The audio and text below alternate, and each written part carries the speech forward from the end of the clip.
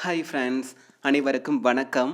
இந்த வீடியோவில் டிசம்பர் 12ஆம் தேதிக்கான கரண்ட் அஃபைர்ஸ் பார்க்கலாம். அமெரிக்க ஜனநாயக கட்சியின் நாடாளுமன்ற முற்போக்கு குழுவின் இணைத் தலைவராக தேர்ந்தெடுக்கப்பட்ட இந்திய வம்சாவளி யார்? அமெரிக்க ஜனநாயக கட்சியின் நாடாளுமன்ற முற்போக்கு குழுவின் இணைத் தலைவராக தேர்ந்தெடுக்கப்பட்ட இந்திய வம்சாவளி யார்? ஆன்சர் பிரமீளா ஜெயபால். ஸோ சென்னையில் பிறந்தவர் தான் இந்த பிரமீளா ஜெயபால். அமெரிக்காவில் இருக்கக்கூடிய ஜனநாயக கட்சியின் நாடாளுமன்ற முற்போக்கு குழுவின் இணை தலைவராக தற்சமயம் தேர்ந்தெடுக்கப்பட்டிருக்காரு. சரிங்களா?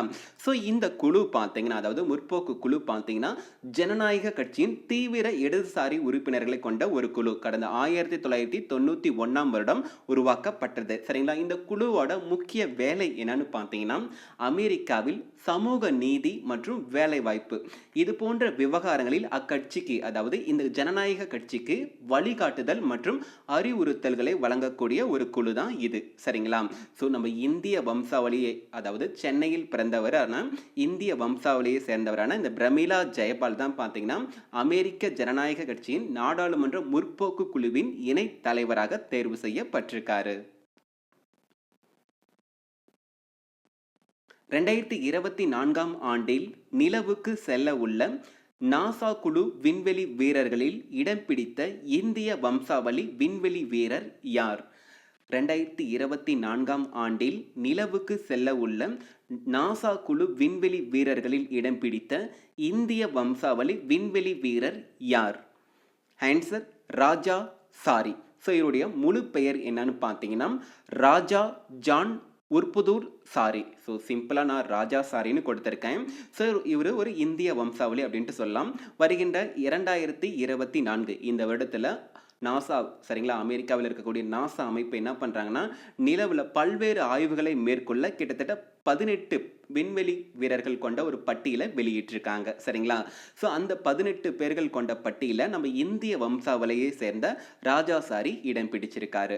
மேலும் முதன் முறையாக இந்த நாசா அமைப்பு நிலவிற்கு பெண் விண்வெளி வீரர்களையும் அனுப்ப இருக்காங்க. அதில் 9, கிட்டத்தட்ட பாதி பேர், சரிங்களா, 9 பெண்கள் வந்து இதில் இடம் பிடிச்சிருக்காங்க. வருகின்ற 2024ஆம் வருடத்தில் நிலவில் பல்வேறு ஆராய்ச்சிகளை மேற்கொள்ள தான் இவங்க வந்து திட்டமிட்டு இருக்காங்க. ஸோ இவரை பற்றி, அதாவது ராஜா சாரி, இவரை பற்றி சொல்லணும்னா அமெரிக்காவில் இருக்கக்கூடிய விஸ்கான்சின் மாகாணத்தில் பிறந்தவர். இவர் இந்திய வம்சாவளி. ஃபிக்கி இந்தியாவின் சிறந்த விளையாட்டு விருதுகள் கீழ்கண்ட எந்த வீரருக்கு வழங்கப்பட்டுள்ளது?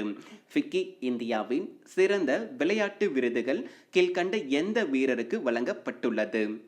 ஆன்சர் ஏ அண்ட் சி, அதாவது புஜ்ரங் புனியா மற்றும் இளவேனில் வாளறிவன். ஸோ மல்யுத்த வீரராக இருக்கக்கூடிய புஜ்ரங் புனியாவும் துப்பாக்கி சுடுதல் வீராங்கனையாக இருக்கக்கூடிய இளவேனில் வாளறிவன். ஸோ இவங்க இருவரும் தான் ஃபிக்கி இந்தியாவின் இந்த வருடத்திற்கான சிறந்த விளையாட்டு விருதுகள் பார்த்தீங்கன்னா பெற்றிருக்காங்க. மேலும் இவங்க எந்த விளையாட்டுடன் தொடர்புடையவரோ, ஸோ அதில் இவங்க sports person of the year அப்படின்ட்டு சொல்லலாம். ஸோ மேல் கேட்டகரியில் இவரும், ஃபீமேல் கேட்டகரியில் இவரும் பெற்றிருக்காங்க. ஸோ இதை தவிர இந்த அமைப்பு பார்த்தீங்கன்னா best state promoting sports award, அதாவது best state promoting sports award எந்த மாநிலத்துக்கு வழங்கியிருக்குன்னா மத்திய பிரதேச மாநிலத்துக்கு வழங்கியிருக்கு. சரிங்களா? ஸோ இந்த ஃபிக்கி இந்தியா இந்த அமைப்பு பற்றி சொல்லணும்னா பல்வேறு பங்குதாரர்களோட பங்களிப்புடன் தான் இந்த வீரர்கள் வந்து தேர்வு செய்யப்பட்டிருக்காங்க. சரிங்களா?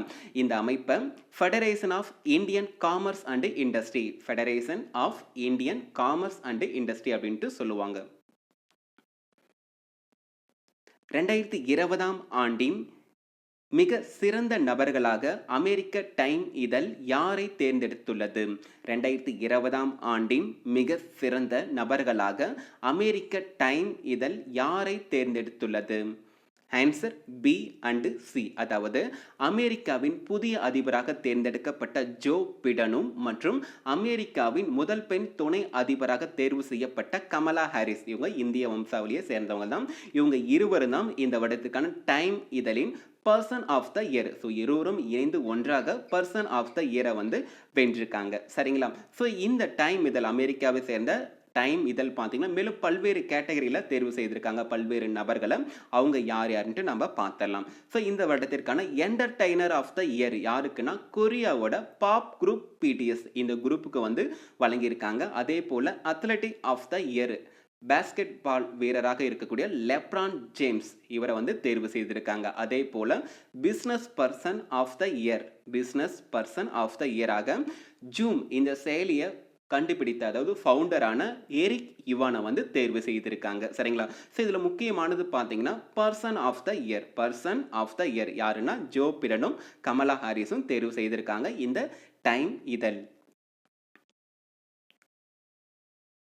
சமீபத்தில் காலமான பிரபல கால்பந்து வீரரான பவோலோ ரோசி கீழ்கண்ட எந்த நாட்டை சேர்ந்தவர்? சமீபத்தில் காலமான பிரபல கால்பந்து வீரரான பவோலோ ரோசி கீழ்கண்ட எந்த நாட்டை சேர்ந்தவர்? Answer Italy. ஸோ இத்தாலி நாட்டின் பிரபல கால்பந்து வீரராக இருந்தவர் தான் இந்த பவோலோ ரோசி. சமீபத்தில் உடல்நலக்குறைவின் காரணமாக கடந்த வெள்ளிக்கிழமை வந்து காலமாயிருக்காரு. ஸோ இவரை பற்றி இரு செய்திகள் மட்டும் நாம் பார்க்கலாம். கடந்த 1982 வருடம் உலகக்கோப்பை கால்பந்து போட்டியில் இத்தாலி சாம்பியன் பட்டம் பெற்றாங்க. அதற்கு முக்கிய காரணம் யாருன்னா இந்த ரோசி தான். சரிங்களா? ஸோ அந்த உலகக்கோப்பையில் 6 கோல்ஸ் அடித்து கோல்டன் ஃபூட்டை வந்து இவர் வென்றிருக்காரு. மேலும் அதே உலகக்கோப்பையில் பார்த்தீங்கன்னா பிரேசில் அணிக்கு எதிராக ஹேட்ரிக் கோலும் அடித்திருக்காரு. ஸோ இவரை பற்றி மேலும் சொல்லணும்னா இத்தாலியோட தலை சிறந்த முன்கள வீரராகவும் அந்நாட்டின் அதாவது இத்தாலியின் தேசிய கால்பந்து பயிற்சியாளராகவும் பணிபுரிஞ்சிருக்காரு இந்த ரோசி. சமீபத்தில் இஸ்ரேல் நாட்டுடன் தூதரக நல்லுறவை ஏற்படுத்துவதாக கீழ்கண்ட எந்த அரபு நாடு அறிவித்துள்ளது? சமீபத்தில் இஸ்ரேல் நாட்டுடன் தூதரக நல்லுறவை ஏற்படுத்துவதாக கீழ்கண்ட எந்த அரபு நாடு அறிவித்துள்ளது? Answer Morocco. ஸோ சமீபத்தில் பார்த்தீங்கன்னா மொராக்கோ நாட்டின் மன்னராக இருக்கக்கூடிய 6ஆம் முகமது. ஸோ இவர் பார்த்தீங்கன்னா தொலைபேசி வாயிலாக அமெரிக்காவின் அதிபராக இருக்கக்கூடிய ஜோ பிடன் அவரிடம் பார்த்தீங்கன்னா தெரிவித்திருக்காரு. ஸோ நாங்களும் இஸ்ரேல் நாட்டுடன் ஒரு நல்லுறவை மேம்படுத்துவதாக ஒரு அறிவிப்பை கொடுத்திருக்காரு. ஸோ இதன் மூலம் இந்த மொராக்கோ நாடு பார்த்தீங்கன்னா அரபு நாடுகளில் 5வது நாடாக இந்த இஸ்ரேல் நாட்டுடன் பார்த்தீங்கன்னா தூதரக நல்லுறவை ஏற்படுத்துவாங்க. ஸோ இதற்கு முன்னாடி நம்ம அண்மையில் பார்த்திருப்போம் எகிப்து, ஜோர்டான், இதற்கு அடுத்து 3வது நாடாக ஐக்கிய அரபு அமீரகம் இஸ்ரேல் நாட்டுடன் நல்லுறவு தூதரகத்தை வந்து ஏற்படுத்தியிருந்தாங்க. 4வது நாடா பக்ரைன் இருந்தாங்க. இப்போ 5வது நாடா மொராக்கோ வந்து திகழ்கிறாங்க. சரிங்களா? ஸோ விரைவில் இதற்கான ஒப்பந்தங்களும் போடப்படும். இதன் மூலம் பார்த்தீங்கன்னா இரு நாடுகளுக்கு இடையே பொருளாதார மற்றும் கலாச்சார நல்லுறவு ஏற்படுத்தப்படும். சரிங்களா? தகவல் தொடர்பு செயற்கைக்கோளான CMS-1 கீழ்கண்ட எந்த ராக்கெட் மூலமாக வரும் டிசம்பர் 17 விண்ணில் ஏவப்படும் என இஸ்ரோ அமைப்பு அறிவித்துள்ளது? தகவல் தொடர்பு செயற்கைக்கோளான CMS-1 கீழ்கண்ட எந்த ராக்கெட் மூலமாக வரும் டிசம்பர் 17 விண்ணில் ஏவப்படும் என இஸ்ரோ அமைப்பு அறிவித்துள்ளது?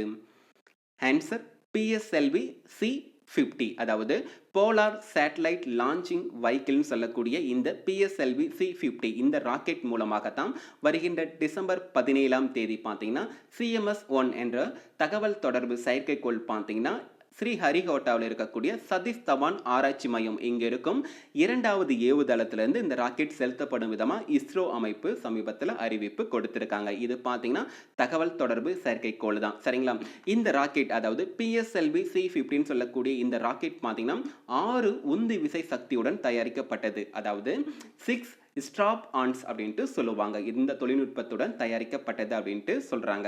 ஸோ இதன் மூலம் பார்த்தீங்கன்னா இந்திய பரப்பு முழுவதும் குறிப்பாக அந்தமான், நிக்கோபர், லட்சத்தீவு இங்க அனைத்து பகுதியிலும் இந்த சேட்டலைட் பார்த்தீங்கன்னா அதோட பணியை வந்து தொடரும். சரிங்களா? ஸோ நம்ம அண்மையில் கூட பார்த்துருப்போம். அதாவது நவம்பர் 7 கடந்த மாதம் நவம்பர் 7 PSLV-C49 இந்த ராக்கெட் வந்து நம்ம இஸ்ரோ அமைப்பு வந்து விண்ணில் ஏவி இருந்தாங்க. இதில் பார்த்தீங்கன்னா மொத்தம் 10 ராக்கெட்கள் வந்து இடம் பிடிச்சிருந்துச்சு. சரிங்களா? ஸோ இந்த 10 ராக்கெட்டில் நம்ம இந்தியாவை சேர்ந்த எத்தனை செயற்கைக்கோள்கள் பார்த்தீங்கன்னா இடம் பிடிச்சது? ஸோ அதோட பெயர் என்ன? அதை மட்டும் உங்களுக்கு தெரிஞ்சதுன்னா கமெண்ட் பாக்ஸில் சொல்லுங்க. ஸோ இது நவம்பர் 7 PSLV-C49 பார்த்தீங்கன்னா ஏவப்பட்டது. ஸோ அதற்கு அடுத்தபடியாக இருக்கக்கூடிய PSLV-C50 பார்த்தீங்கன்னா டிசம்பர் 17ஆம் தேதி ஏவப்பட இருக்கு. ஸோ இதற்கான அறிவிப்பை இஸ்ரோ அமைப்பு தான் அறிவிப்பு கொடுத்திருக்காங்க.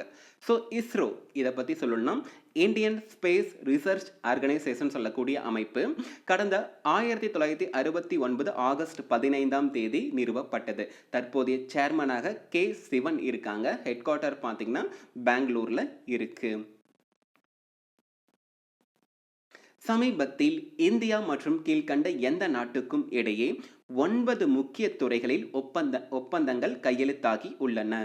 சமீபத்தில் இந்தியா மற்றும் கீழ்கண்ட எந்த நாட்டுக்கும் இடையே 9 முக்கிய துறைகளில் ஒப்பந்தங்கள் கையெழுத்தாகி உள்ளன? Answer Uzbekistan. ஸோ மத்திய ஆசிய நாடாக இருக்கக்கூடிய உஸ்பெகிஸ்தான் இந்த நாட்டுடன் தான் பார்த்தீங்கன்னா நம்ம இந்திய நாடு ஒரு 9 முக்கிய துறைகள், அதாவது எரிசக்தி, வேளாண்மை, பாதுகாப்பு, கல்வி உள்ளிட்ட 9 முக்கிய துறைகளில் பார்த்தீங்கன்னா ஒப்பந்தங்கள் கையெழுத்தாகி இருக்கு. ஸோ இதற்கான ஒப்பந்தங்கள் பார்த்தீங்கன்னா காணொலி காட்சி மூலமாக கடந்த வெள்ளிக்கிழமை அன்று இந்திய பிரதமர் திரு நரேந்திர மோடி அவர்களும் உஸ்பெகிஸ்தானோட அதிபராக இருக்கக்கூடிய ஷவுகத் மிர்சியோயெவ் ஸோ இவங்க இருவரும் காணொலி காட்சி மூலமா இந்த ஒப்பந்தத்தில் கையெழுத்திட்டு இருக்காங்க. மேலும் பார்த்தீங்கன்னா உஸ்பெகிஸ்தான்ல பார்த்தீங்கன்னா சாலை கட்டமைப்பு மற்றும் கழிவுநீர் சுத்திகரிப்பு இந்த திட்டத்திற்காக நம்ம இந்திய அரசு கிட்டத்தட்ட 33,050 கோடி தரவும் அப்படிங்கிற மாதிரி ஒரு ஒப்புதலையும் வழங்கியிருக்காங்க. இந்த உஸ்பெகிஸ்தான் நாட்டிற்கு இந்த அமௌண்ட் தரப்போவதா நம்ம இந்திய அரசு ஒப்புதல் வழங்கியிருக்காங்க. சரிங்களா? 2020ஆம் ஆண்டில் கூகுளில் இந்திய மக்களால் அதிகம் தேடப்பட்ட வார்த்தை எது?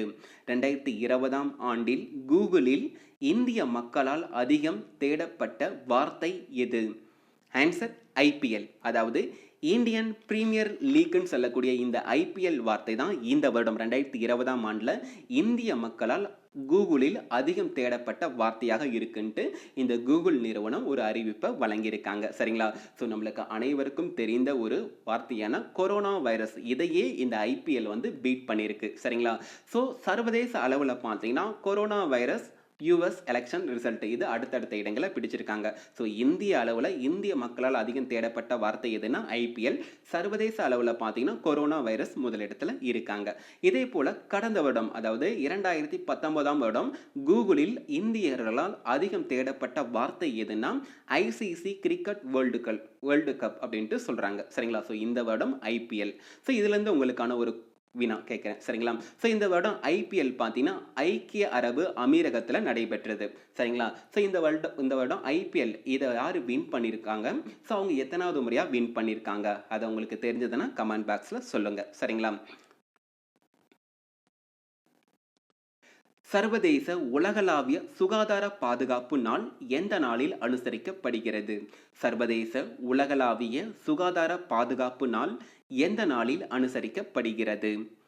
Answer December 12. ஸோ ஒவ்வொரு வருடமும் டிசம்பர் மாதத்தில் வருகின்ற 12ஆம் தேதி தான் இன்டர்நேஷனல் யூனிவர்சல் ஹெல்த் கவரேஜ் டே, அதாவது சர்வதேச உலகளாவிய சுகாதார பாதுகாப்பு நாள் அனுசரிக்கப்படும். இந்த தினம் கடந்த 2017ஆம் வருடம் ஐக்கிய நாடுகளால் பார்த்தீங்கன்னா கொண்டு வரப்பட்டது. சரிங்களா? ஸோ இந்த வருடத்திற்கான கருப்பொருள் என்னன்னு பார்க்கலாம்.